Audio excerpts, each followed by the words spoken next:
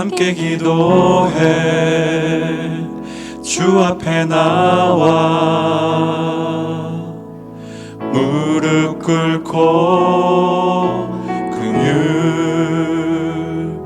베푸시는 주 하늘을 향해 두 손 들고 하늘 문이 열리고 은혜의 비추기 이 땅 가득 내리도록 마침내 주 오셔서 의의 빗줄기 우리 위에 부시도록 우리 함께 기도해 우리 함께 기도해 주 앞에 나와 무릎 꿇고 긍휼 베푸시는 주 하늘을 향해 두 손 들고 하늘 문이 열리고 은혜의 빗줄기 이 땅 가득 내리도록 마침내 주 오셔서 의의 빗줄기 우리 위에 부시도록 하늘 문이 열리고 하늘 문이 열리고 은혜의 빗줄기 이 땅 가득 내리도록 마침내 주 오셔서 의의 빗줄기 우리 위에 부시도록 하늘 문이 열리고 하늘 문이 열리고 은혜의 비추기 이 땅 가득 내리도록 마침내 주 오셔서 의의 비추기 우리 위에 부시도록 하늘 문이 열리고 은혜의 비추기 이 땅 가득 내리도록 마침내 주 오셔서 의의 비추기 우리 위에 부시도록 하늘 문이 열리고 은혜의 비추기 이 땅 가득 내리도록 마침내 주 오셔서 은혜의 빗줄기 우리 위에 부시도록 우리 위에 부시도록 우리 위에 부시도록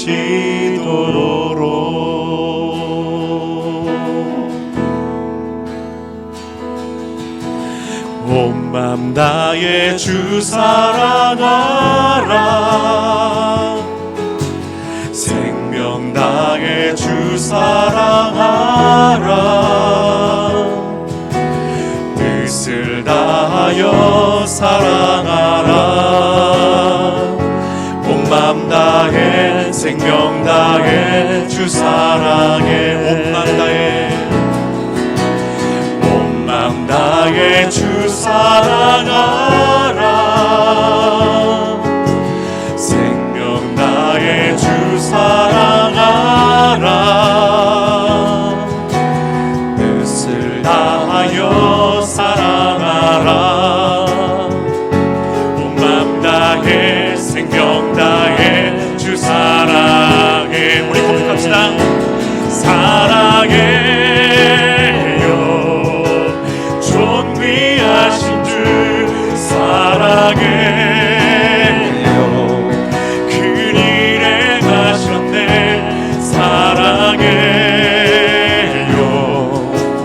더욱 사랑해 온 맘 다해 생명 다해 주 사랑해 사랑해요 존귀하신 주 사랑해요 그 일 행하셨네 사랑해요 더욱 사랑해 온 마음 다해 생명 다해 주 사랑해 우리 믿음으로 고백합시다 사랑해요 사랑해요 존귀하신 주 사랑해요 그 일 행하셨네 사랑해요 더욱 사랑해 온 마음 다해 생명 다해 주 사랑해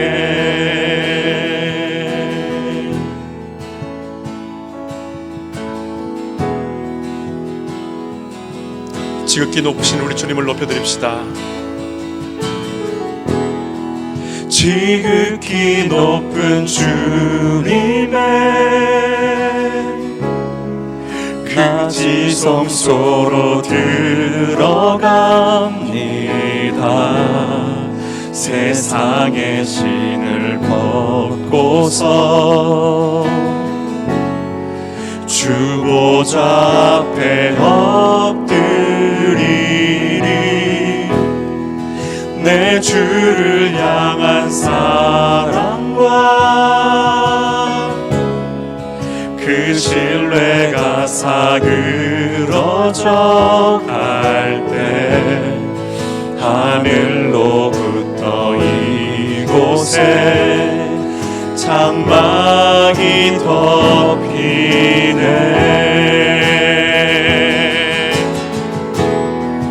이곳을 덮으소서 이곳을 비추소서 내 안에 무너졌던 모든 소망 다 회복하리니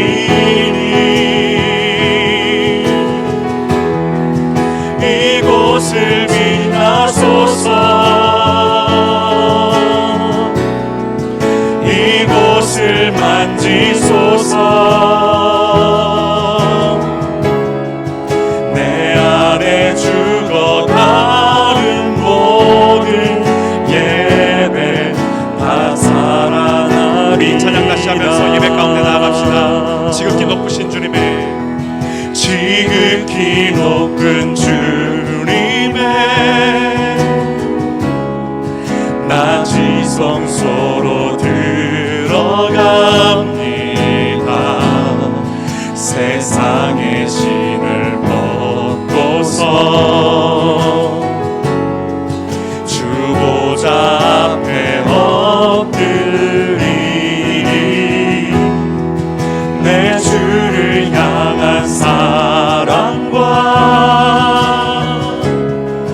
그 신뢰가 사그러져 갈 때 하늘로부터 이곳에 장막이 덮이네 그렇습니다. 우리는 믿습니다. 이곳을 덮으소서 이곳을 비추소서 내 안에 무너졌던 모든 소망 다 회복하리니 이곳을 지나소서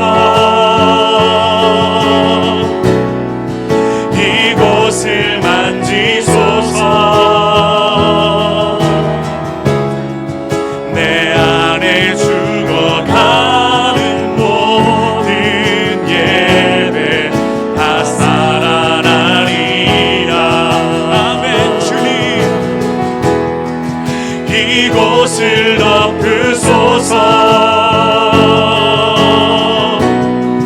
이곳을 비추소서. 내 안에 무너졌던 모든 소망 다 회복하리니 주님 이곳을 지나소서.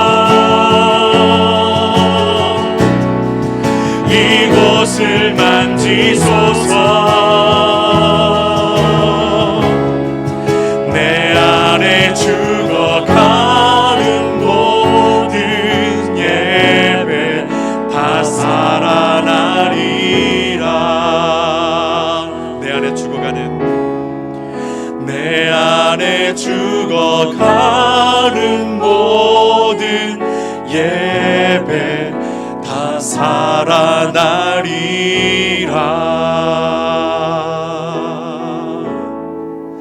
시간에 예배를 위해서 함께 기도하기 원합니다. 주여 이 가운데 임재하여 주시옵소서. 우리 가운데 오시옵소서. 아멘. 주 예수여 오시옵소서. 시간에 예배를 위해서 함께 기도하며 나가겠습니다. 아버지 하나님,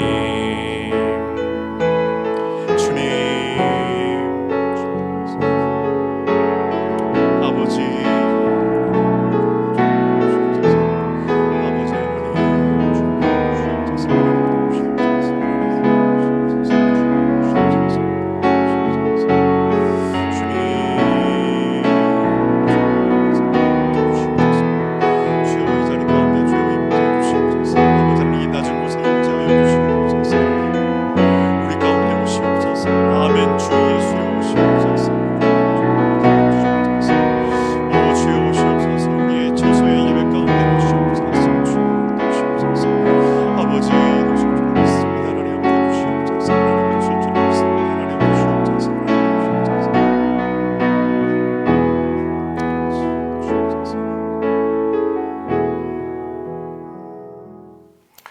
오늘부터 제가 여러분들과 함께 약 7주 동안 장애물 경기라는 시리즈로 말씀을 나누고자 합니다.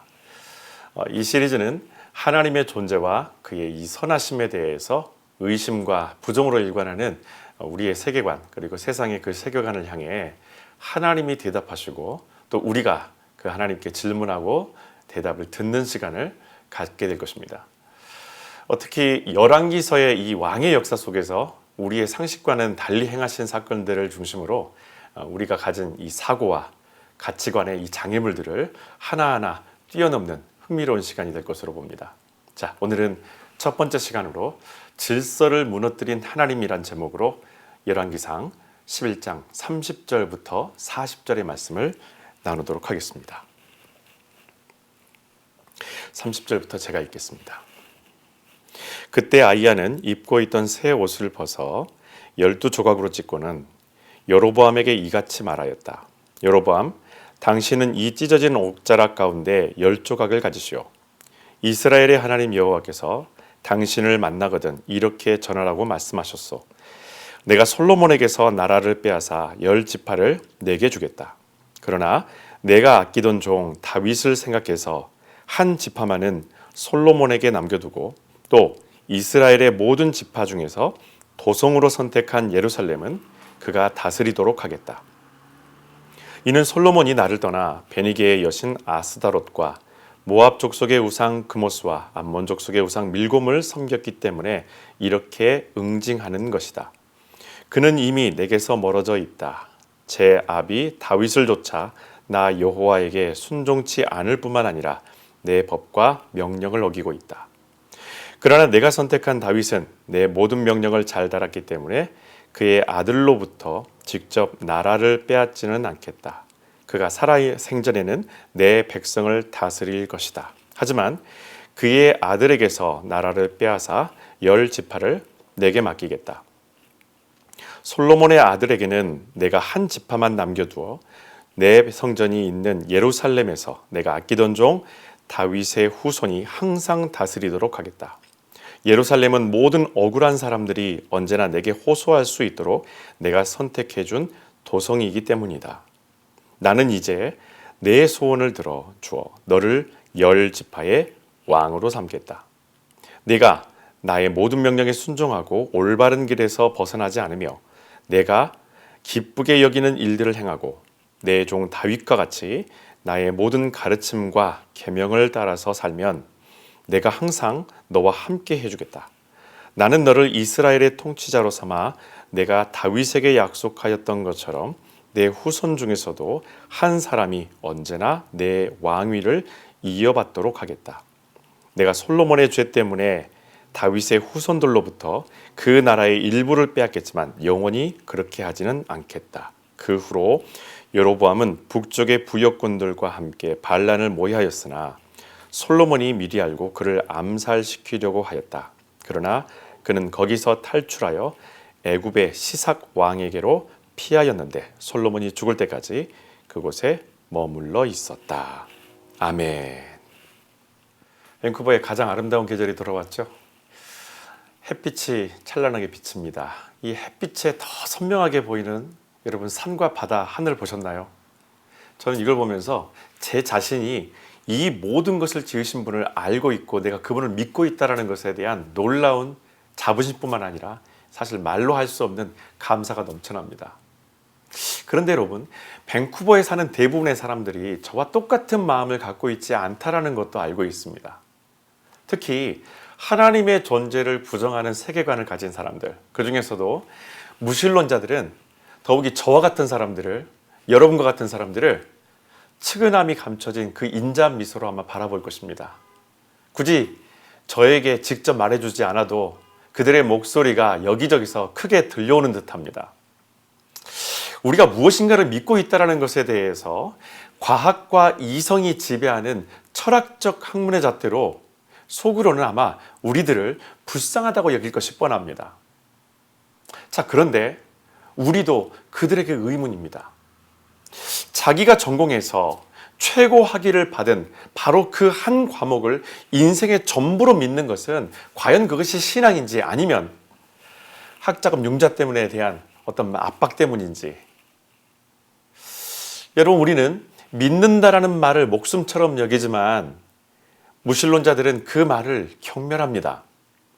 그럼에도 불구하고 그들도 자기가 배운 학문을 믿고 있다라는 바로 그 동사로 이미 우리보다 더 자주, 더 강하게 사용하고 있다는 것이 참으로 흥미롭긴 합니다. 심지어 더 넓게는 세상은 하나님의 존재에 대해서 부정하고 자기가 받은 교육 과정의 최고 학위의 자부심과 어느 정도 살아온 인생 속에서 확신에 찬 목소리로 결코 그 하나님은, 기독교인들이 믿고 있는 그 하나님은 선하지 않다고 주장합니다. 뿐만 아니라 기독교의 하나님은 불공평하고 비상식적이라고 입을 모읍니다.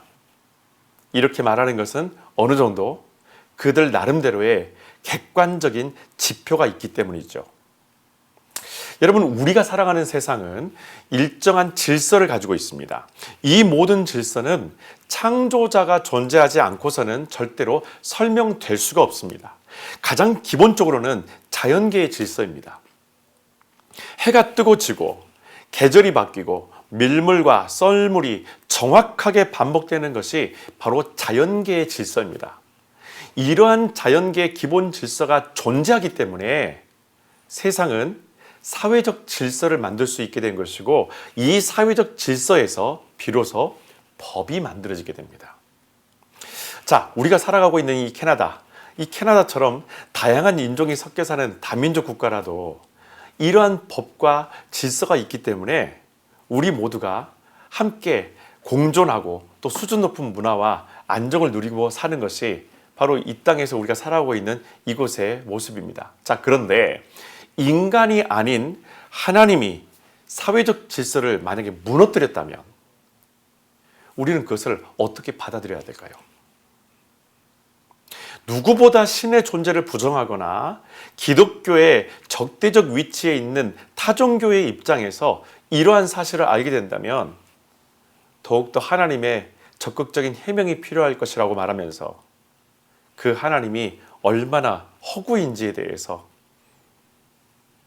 기쁜 마음으로 그리고 무엇인가를 찾아낸 듯한 그런 자부심으로 우리들에게 대항할 것입니다.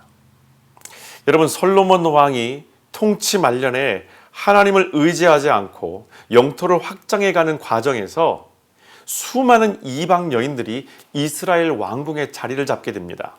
그리고 솔로몬은 그들이 거쳐야 할 처소를 건축하기 위해서 백성들에게 재정과 노동의 짐에 이 부담을 가중시킵니다. 결국 솔로몬의 이러한 형태가 백성의 원망을 폭발시켰고, 그의 사후에는 절대로 솔로몬의 후예가 이끄는 나라를 받아들이지 않겠다라는 국민들 안에서의 반국가 정서가 생산되기 시작합니다.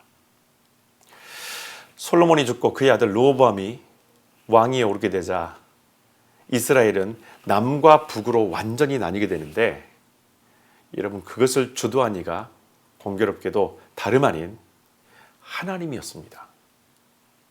여러분, 솔로몬 시절에 공사 현장을 담당하는 신하였었던 일개 직원인 이 여로보암에게 하나님은 아이야 선지자를 보내서 새로운 왕국을 하나님이 세우게 하신다라는 사명을 전해주십니다. 아이야 선지자는 여로보암 앞에서 자기가 입고 있었던 이 새 옷을 벗어서 12조각으로 나눈 다음에 그 중에 10조각을 여로보암에게 주면서 이렇게 말합니다. 하나님께서 솔로몬에게서 나라를 빼앗아 10지파를 당신에게 줘서 나라를 세우게 하신다. 무엇입니까? 사실상 여러분, 이것은 반란입니다. 반역입니다. 그런데 그 반란을 무엇보다도 국가를 분열시키는 그 일을 사람이 아닌 하나님이 주도하셨다는 것입니다. 여러분, 우리로서는 하나님이 질서를 무너뜨렸다는 것을 이해하기 힘들어합니다. 이 일이 처음 있는 일이 아니라는 것이 사실은 우리 안에서 혼란을 부추기고, 믿지 않는 사람들, 기독교에 대해서 반감을 가진 사람들, 창조주 하나님에 대해서 부정하는 사람들에게는 완전한 먹잇감이죠. 하나님이 직접 세우신 사울 왕이 여전히 왕좌에 있음에도 다윗이라는 경험 없고 어린 이 목장의 막내 아들을 새로운 왕으로 세우기도 하고, 또 오늘 솔로몬의 뒤를 이어서 그의 아들 르호보암이 왕으로 세워질 때에도 아직까지도 이 르호보암의 통치력에 대한 어떠한 통치 수행 능력 평가가 나오지 않은 상태에서 나라를 둘로 나누시고, 거기에 솔로몬의 신하였던 여로보암을 왕으로 세우십니다. 정말 하나님은 질서를 파괴하는 반란자이신가? 성경은 하나님이 선하시다고 매번 말하는데, 과연 이것이 하나님의 선함에서 나오는 합당한 행동일까? 우리의 일상에서 이런 일들이 수도 없이 일어납니다. 하나님이 내 삶에 들어오셔서 그동안 쌓여왔던 내 삶의 질서들을 하나씩 무너뜨리기도 합니다. 교회에서 목사들이 전하는 메시지는 하나같이 여러분들의 삶의 오랜 질서들과 늘 충돌할 것입니다. 이제 하나님의 대답을 드려야 될 차례죠. 하나님, 당신은 과연 선하신 분입니까? 이 나라를 둘로 나뉘게 하신 것이 과연 절대 선의 기준이라고 알고 있는 바로 당신의 의도된 행위입니까? 하나님의 대답입니다. 38절.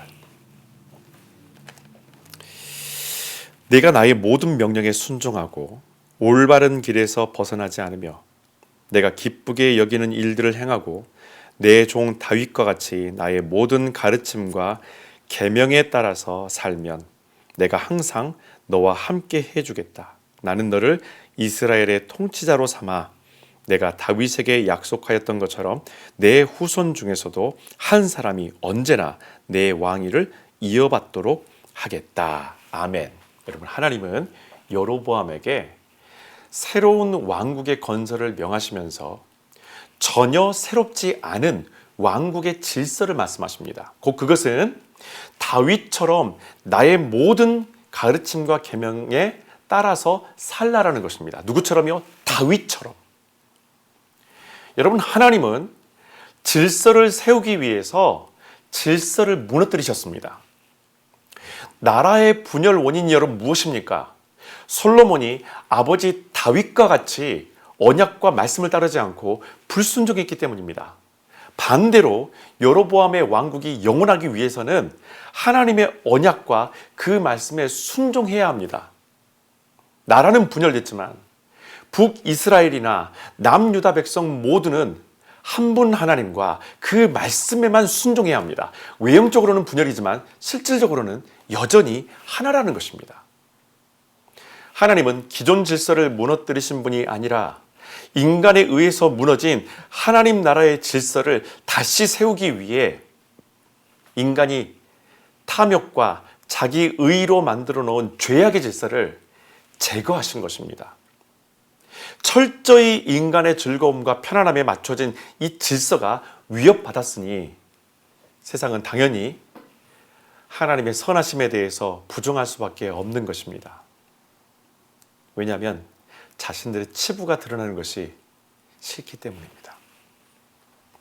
성전 앞들에서 장사하는 자들의 상을 뒤엎으신 것도 인간의 편의를 위해 만든 질서를 무너뜨리고 하나님 나라의 질서를 온전히 세우기 위한 예수님의 거룩한 분노였었습니다. 성전 앞들에 존재했었던 죄악의 질서는 바로 게으름이었습니다. 굳이 먼 곳에서 재물을 준비하지 않아도 성전 뜰에 가게 되면 다양한 제품이 놓여 있기 때문에 아무런 준비 없이 얼마든지 성전에 오를 수 있다는 나태함을 가져오게 됩니다.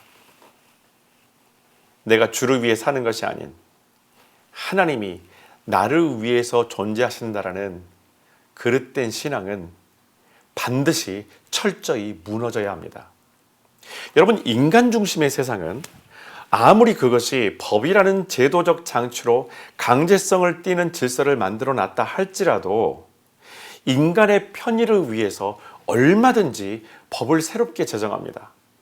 그러나 하나님의 말씀은 새로운 법 제정이 아닌 변함없는 진리로 과거뿐만 아니라 앞으로의 세대까지도 죄에 대해서 싸워 이길 수 있는 동일한 믿음을 부여해 주시고 영원한 생명의 삶을 살아갈 수 있도록 진리 안에서의 자유를 만들어 주셨습니다. 그래서 하나님은 변치 않는 이 거룩한 진리 안에서의 질서를 여로보암에게도 지킬 것을 요구하신 것입니다.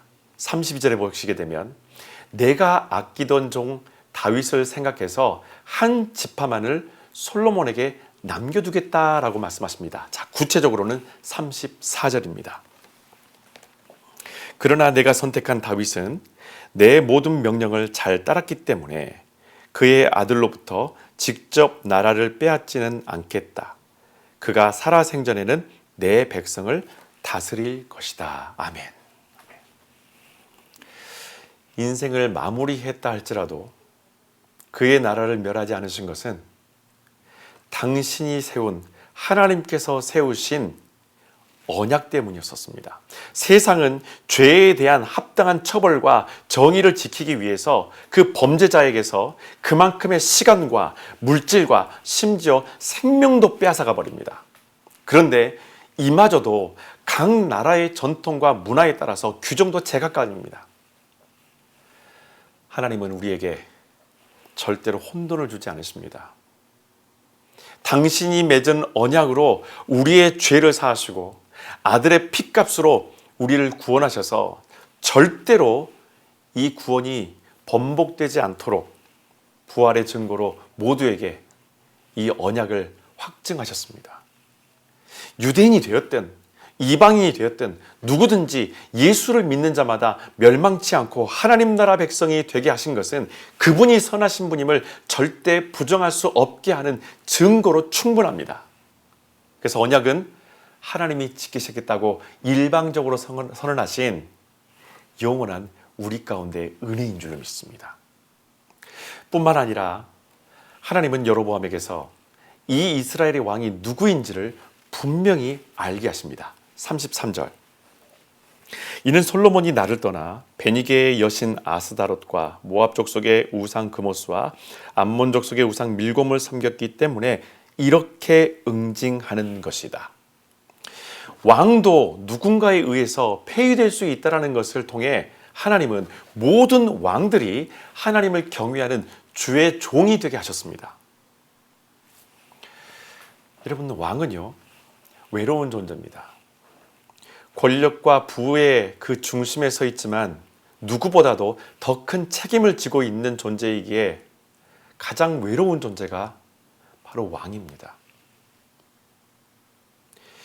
가정 안에서, 일터에서 내가 스스로 내가 왕이다라고 생각하는 사람들, 그 사람이 가장 외롭습니다.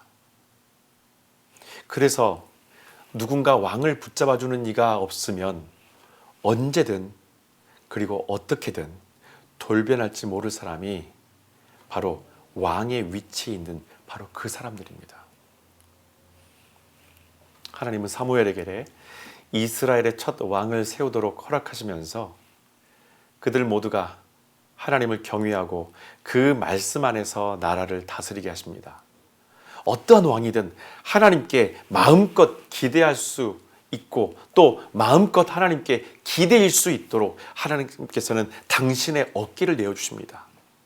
하나님은 이 놀라운 은혜를 오늘 우리에게도 동일하게 누리게 하셨습니다. 누구든지 그리고 언제든지 주 앞에 나와서 그분께 기대어 울고 웃고 의지하도록 하신 것이 바로 하나님, 그리고 바로 하나님 나라입니다. 여로보암이 여호와 하나님을 의지하면 그것으로 그는 충분합니다. 그가 모든 일을 다 한 것입니다. 왕이 하는 일이 무엇일까요? 왕의 역할이 무엇입니까? 그가 평생 해야 할 일이 무엇입니까? 여호와 하나님 곁에 머무는 것입니다. 그것이 왕이 할 일이고 곧 우리의 일입니다. 여러분, 세상은 변해갑니다. 그래서 사람들은 자기가 사는 이 시간 속의 세상을 더 편하고 답답하지 않는 자유를 얻기 위해서 새로운 질서를 만들어갑니다. 그리고는 하나님을 구시대적인 억압자로, 질서를 깨트리는 선한 얼굴을 한 반란자로 몰아붙이죠. 교회는 지금도 끊임없이 이러한 의문과 질문과 적대적 정서의 타겟이 되어 왔습니다. 그러나 세상이 이러한 질문을 던지는 것을 교회가 막아서는 안 됩니다. 교회와 믿음의 성도는 복음의 핵심 가치인 모든 족속을 제자로 삼아 아버지와 아들의 이름으로 세례를 주고 땅끝까지 이르는 증인이 되어야 합니다. 하나님은 여로보암에게 절대 욕심내서는 안 되는 것이 있다는 것을 이렇게 일러주십니다. 36절, 솔로몬의 아들에게는 내가 한 지파만 남겨주어 내 성전이 있는 예루살렘에서 내가 아끼던 종 다윗의 후손이 항상 다스리도록 하겠다. 예루살렘은 모든 억울한 사람들이 언제나 내게 호소할 수 있도록 내가 선택해준 도성이기 때문이다. 아멘.